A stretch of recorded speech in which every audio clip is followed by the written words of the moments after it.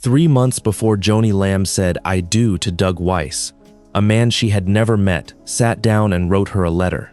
He told her exactly what was coming. "Get a prenup in your favor," he said. "Keep your money separate." The deed that changed everything. Doug Weiss, Joni Lamb, and the marriage nobody documented. 3 months before Joni Lamb married Doug Weiss, a Baptist minister she had never met published an open letter addressed directly to her. He was not a Daystar insider.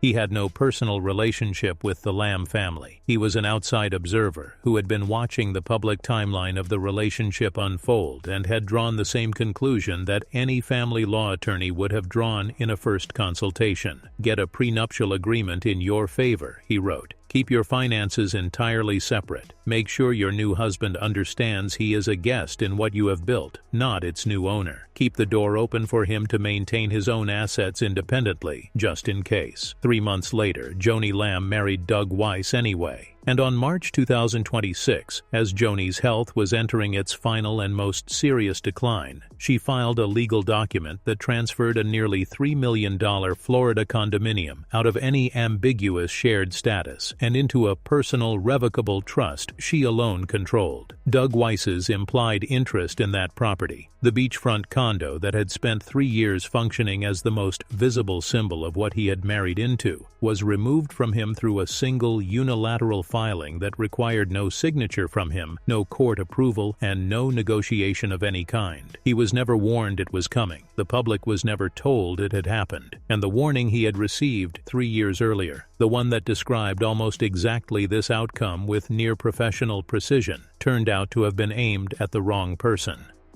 The letter that nobody wanted to publish. Daniel White III leads a ministry called Gospel Light Society International. In March 2023, the same month Joni Lamb and Doug Weiss announced their engagement.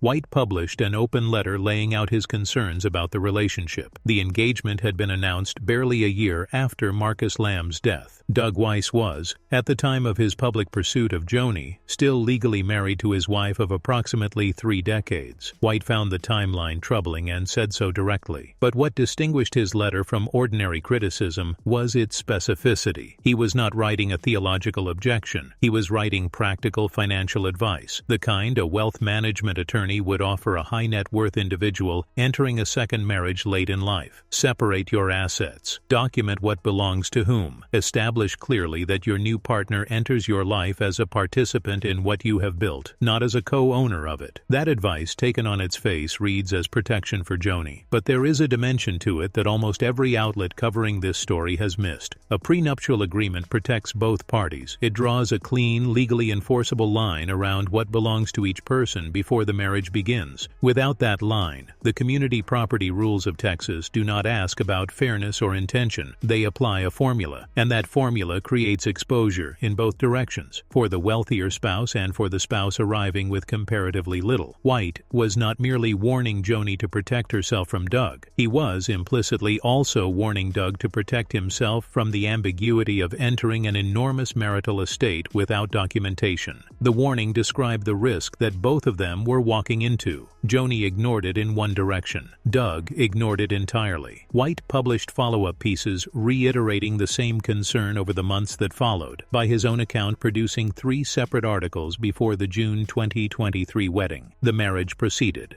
The professional irony. There is an element of this situation that deserves more attention than it has received because it reframes everything that followed. Doug Weiss is not unfamiliar with the mechanics of marriages that were never properly structured on the way in. He founded a counseling center in Colorado Springs and built a national platform on the specific subject of helping couples navigate the destruction left behind when relationships were built on unspoken assumptions rather than honest documentation. He has written multiple books on betrayal, broken trust, and the process of rebuilding after the kind of damage that takes root when the foundational agreements of a marriage were never explicitly made. This is a man whose professional identity and income have been built around the premise that unspoken assumptions destroy marriages, that the healthiest relationships are the ones willing to have the uncomfortable conversation early, in writing, before crisis forces the same conversation in a courtroom or a probate proceeding. He has sat across from thousands of clients whose lives lives were being divided and documented by attorneys precisely because the documentation was never done proactively. When Doug Weiss entered a community property state and married into a ministry estimated at tens of millions of dollars in assets with no prenuptial agreement on record, he was not simply making the same oversight that ordinary couples make when they skip the paperwork because the conversation feels awkward. He was a professional marriage counselor, applying none of his professional judgment to the highest stakes personal financial decision of his life, whether that represents a failure of self-awareness, a calculation that the relationship's benefits outweighed the risks of entering it without formal protection, or something else entirely. Nobody outside the marriage can say with certainty. What the public record says is that he proceeded without documentation, and what the filed deed says is that his failure to document his prenuptial decision cost him.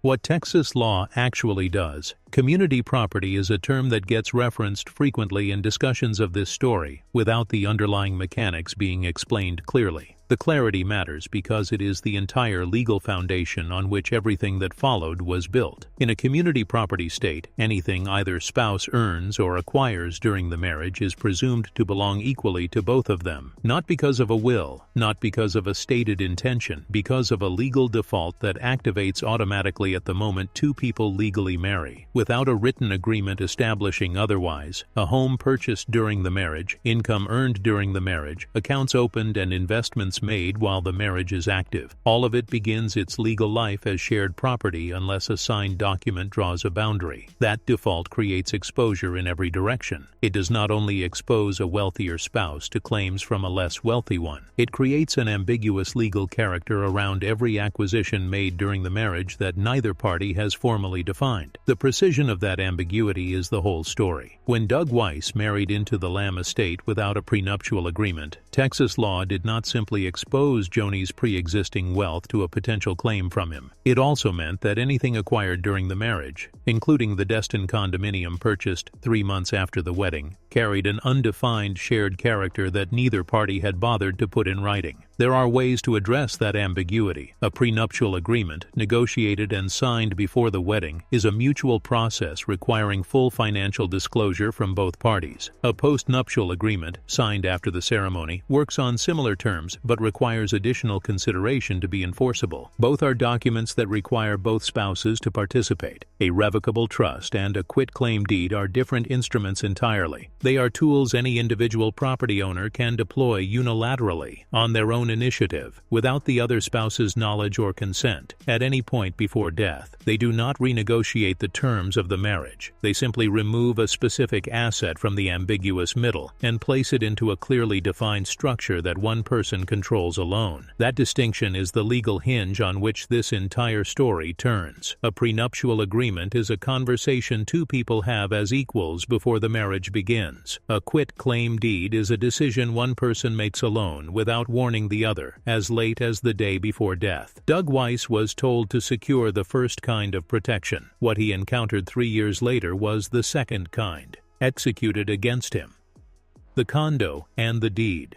The Destin, Florida condominium was purchased in September 2023, approximately 3 months after the wedding. Under Texas community property defaults, a property acquired during the marriage carries a presumption of shared ownership, regardless of whose funds were used. For nearly 3 years, the condo stood in the public imagination as the clearest symbol of what marrying into the Lamb estate had given Doug Weiss. Multiple commentators and accountability journalists pointed to it specifically as evidence of the financial position he had secured through the marriage. In March 2026, Joni Lamb filed a quitclaim deed on that property. The legal effect was immediate. Whatever ownership interest she held, and through community property assumptions, whatever interest that filing implied about his, was transferred into her personal revocable trust. The condo moved from ambiguous shared territory into a structure she controlled exclusively. His name came off the asset. No divorce filing was required. No court supervised the transaction. No negotiation with Doug was necessary. That is what the absence of a prenuptial agreement actually means in practice. A spouse with legal title and an attorney can move property out of a marriage through estate planning instruments that require no participation from the other party. The spouse who never formalized their position has no symmetrical tool available. They can watch a $3 million asset disappear into a trust and have no legal mechanism to object because they never established legal footing that would give them standing to do so. The timing makes the deed more significant than its face value alone. March 2026 is not an arbitrary administrative date. It falls within the window that Daystar's own communications later implicitly acknowledged as the period when Joni's health had become something more serious than the back injury the organization had publicly cited. This was not calm estate planning conducted on a normal Tuesday with years of health remaining. This was a specific decision made by someone with reason to believe time was limited, and the first documented legal move she made with that awareness was to remove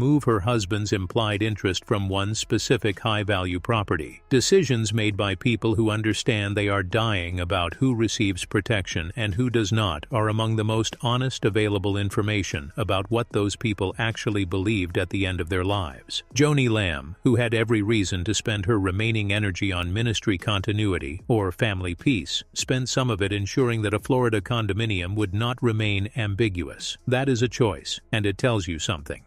What both parties failed to do. Fairness to Doug Weiss requires acknowledging that the framing most outlets have applied to this story is not complete. Skipping a prenuptial agreement is not unusual. Most couples do not have one. The conversation about protecting individual assets before a marriage begins can feel like planning for the marriage's failure before it has started, and many financial advisors will note that in long, stable marriages, a revocable trust, naming a spouse as beneficiary, can function as a reasonable substitute for a formal marital agreement. If Doug Weiss and Joni Lamb had a private, mutual understanding about what belonged to whom, an understanding built on the kind of trust that long marriages run on, none of that would appear in any public record. Absence of documentation is not by itself evidence of bad faith. It is evidence of risk. But risk is precisely what Daniel White named 3 years earlier, and the entire purpose of formal documentation is that it survives the moment trust runs out, whether that moment comes from a divorce, a falling out, or one partner's unexpected health decline. Private understandings do not survive intact when one person is gone and the other is left explaining to grieving family members, an anonymous board of directors, and a donor community of hundreds of thousands what exactly was agreed to and when. Joni had the legal capacity to build a formal succession structure for the ministry, a mechanism sophisticated enough to be invoked publicly within hours of her death. A person capable of that level of institutional planning was clearly capable of the considerably simpler task of formally defining her husband's financial position before she died. The fact that the institutional plan existed and, as far as any public record shows, the marital financial documentation did not. That is a priority list, not an oversight.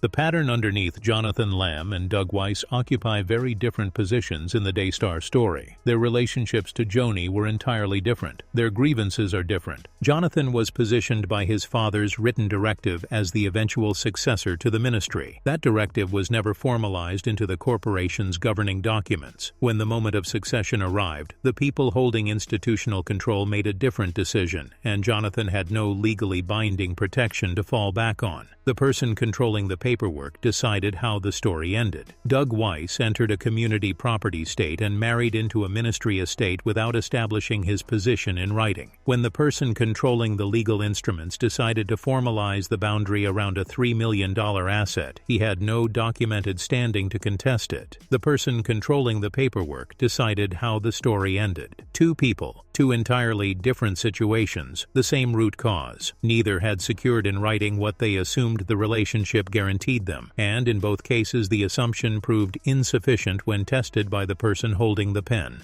The question that remains: Joni Lamb died on May 7, 2026, at 65 years old, at her home in Bedford, Texas. She left behind an estate estimated at approximately $40 million, a real estate portfolio across multiple properties, and the ministry her first husband helped her build into a global broadcasting platform. The specific terms of her will have not been made public. The full picture of how her estate will be distributed remains unknown. What is public is the quitclaim deed. What is documented is that a nearly $3 million property Doug Weiss might reasonably have expected to hold a claim to was moved out of any ambiguous marital status before he had any opportunity to respond to it. The question of whether that deed reflects a wife who had grown concerned about her husband, a dying woman trying to protect her children's inheritance from succession complications, or some combination of motivations only Joni could have fully explained, that question has no clean public answer. She took whatever drove that decision with her. What does not require speculation is the legal fact. He was warned publicly and specifically 3 months before the wedding about exactly the kind of unilateral legal move that eventually happened to him. The warning described the risk with professional precision. No response to that warning is visible in any public document, and when the test arrived, not a divorce but a dying woman with an attorney and a trust, the paperwork was not there to answer for him. That is not a verdict on his character. It is a description of a filing cabinet, and it is the most direct available answer to the question everyone has been asking backward since Joni Lamb died. They kept asking what Doug Weiss got from this marriage. The more revealing question was always what he never bothered to secure.